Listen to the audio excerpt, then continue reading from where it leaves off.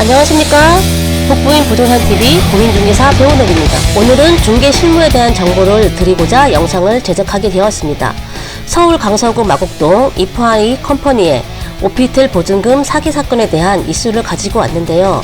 부동산 사기, 우리는 피해갈 수 있을까요?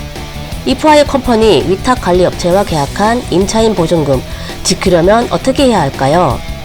임대인과 입주자의 갈등이 심심치 않게 발생하고 있습니다. 언론 보도 자료에 따르면 2016년부터 2020년까지 335억 원의 보증금을 돌려받지 못하고 있는 세입자는 1000여 명에 달한다고 합니다. 이 중 180여 명은 보증금을 한 푼도 받지 못했다고 하는데요. 지난주 5년 전 중개를 하였던 임대인께서 전화가 왔습니다. 초창기 중개했던 위탁업체인 이프아이 컴퍼니 업체와의 연락이 안 된다며 도움을 요청했는데요. 그분은 멀리 지방에 계셔서 서울에 올라올 수 없는 상황이라 제가 대략적 사건 내용을 전달받았습니다. 4, 5개월 전쯤부터 조짐이 보였고요. 월세를 제 날짜에 안 주고 연락해서 재촉을 해야만 입금이 되었고 일주일, 2주일씩 밀리기 시작했고 그래서 이번에 계약갱신을 하지 말아야 되겠다고 생각했던 찰나에 사건이 터진 것입니다. 이프아이 업체를 수소문한 결과 이프아이 컴퍼니 대표의 자살설과 마곡동에 있던 사무실도 없어졌으며 업체의 대표번호는 통화가 전혀 되지 않고 있었습니다. 사건이 터진 것은 이번에 만기가 다가오는 입주자가 보증금 반환 문제로 이프아이 업체와의 연락이 되지 않으니 법률사무소에 사건을 의뢰하면서 수면 위로 드러나게 되었는데요. 제게 연락한 임대인분 또한 월세가 입금되지 않았으며 현 입주자의 인적 사항을 모르는 상태에서 답답해하고 있었습니다. A4 용지에 사건의 내용을 대략 기입해서 연락을 달라는 내용으로 해당 호실 문 앞에 붙이고 일일이 찾아가서 문을 두드린 결과 입주자를 만날 수 있었는데요. 입주자는 아무것도 모르고 있는 상황이며 사태의 심각성을 전혀 깨닫지 못하고 있었습니다. 또한 전입이 되어 있고 살고 있으니 당연히 임대인이 보증금을 반환해야 하는 게 아니냐라고 하였고, 맞습니다. 임대인이 반환을 해준다면 아무 상관이 없겠지요. 그러면 사건화가 되지 않았을 것입니다. 임대인과 이프아이 업체와의 임대차 계약은 보증금이 500만 원이 대부분이고 입주자와 이프아이 업체와의 계약은 보증금이 3,700만 원 이상이라는 것이 문제입니다. 벌써 500만 원과 3,700만 원은 3,200만 원이라는 상당한 갭 차이가 있는데요. 입주자는 보증금을 돌려받을 수 있을까요? 현재 여러 법률사무소에서 임차인을 대변하고 있으니 연락을 달라.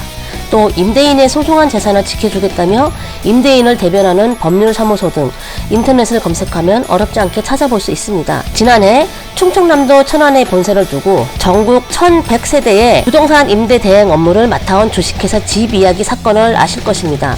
천안을 비롯해 충북, 청주, 경기도 수원, 시흥, 용인, 서울까지 임대인과는 월세 계약을 또 전차인에게는 전세 계약을 하여 융의조도하게 사기 계획을 쳤습니다. 피해액만 300억 원이 넘었는데요. 계약서 특약사항엔 현 시설물 상태에서 임대차 한다. 영업위탁 계약임을 확인한 보증금의 보증 및 반환은 주식회사 집이야기 책임 보증 반환한다 등 특약을 보면 보증금 반환은 집이야기에서 책임진다는 뜻이었습니다. 임대인은 보증금 반환 의무를 면제하는 약정이라고 해석이 되지만 그렇다고 진짜 그렇게 되었는지는 확답을 할 수 없는 상황입니다. 판사는 여러 상황을 고려해서 사건의 본질을 파악하고 판결을 하기 때문입니다. 위탁업체가 정당한 대리권을 갖고 있는 상태에서 위임 계약을 한 것인지 위탁업체의 이중 계약이 유효하다고 할 수 있는지 여부를 따져볼 것입니다. 여러분들의 소중한 보증금을 잘 지키기 위해서는 특히 오피스텔 임대차 계약이나 빌라, 원룸, 투룸 등 계약 시 꼭 알아둬야 하는 법이 있습니다. 임대인과 직접 계약을 할 경우엔 문제가 없지만 위탁관리업체가 임대인을 대신해서 계약을 할 경우 반드시 알아두셔야 합니다. 법조문을 살펴보겠습니다. 민간임대주택에 관한 특별법 제1장 총칙 제1조 목적. 이 법은 민간임대주택의 건설, 공급 및 관리와 민간주택임대사업자 육성 등에 관한 사항을 정함으로써 민간임대주택의 공급을 촉진하고 국민의 주거 생활을 안정시키는 것을 목적으로 한다. 제2조 정의 시팡.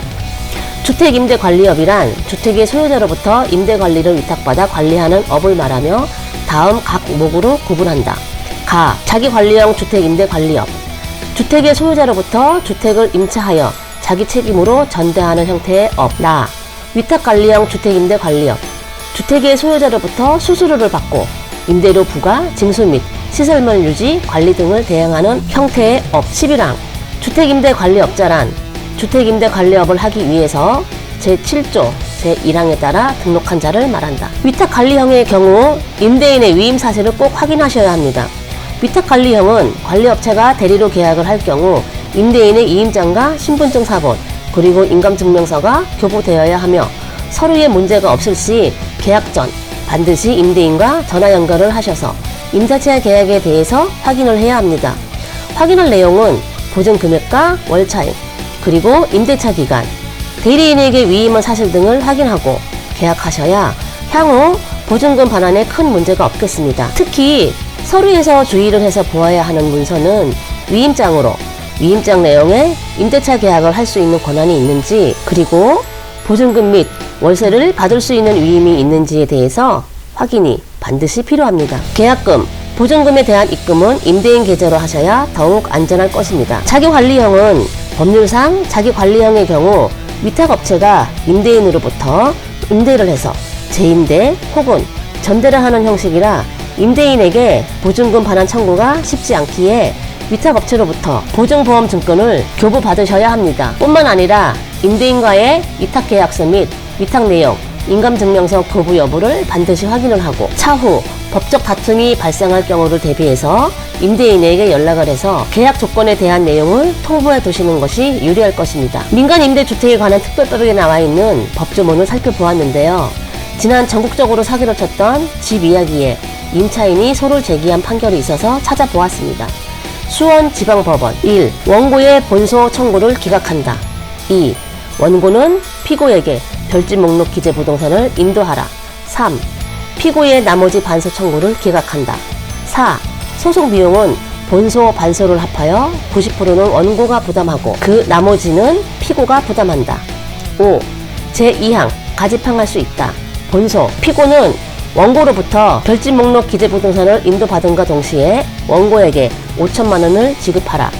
반소, 주문 제3항 및 원고는 피고에게 2018년 9월 18일부터 별지 목록 기재 부동산의 인도 완료일까지 월 100만 원의 비율로 계산한 돈을 지급해라. 내용을 살펴보면 임대인은 보증금을 내주고 임차인은 집을 내주고, 그리고 임차인은 처음 살 때부터 나갈 때까지의 월세를 계산해서 주인한테 주고, 소송 비용은 임차인이 90%를 내고 임대인은 10%를 내고, 내용상 임차인이 승소한 것처럼 보이는데요.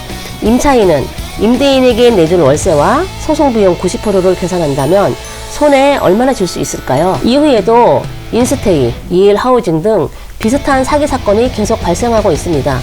임차인은 법률사무소에서 100% 이긴다고 장담하면서 소재기를 부추기고, 임대인은 그런 임차인의 말을 듣고 어찌해야 하나 갈팡질팡하고 있습니다. 제일 현명한 방법은 무엇일까요? 처음부터 이런 계약을 하지 않았다면 제일 좋았을 텐데요. 임대인이나 임차인이나 모두에게 유리한 방법이 있을까요? 마곡의 많은 임차인과 임대인분들은 현재 소송을 진행하고 있습니다. 양쪽 모두 손실을 감내해야 하는 당사자들인데요.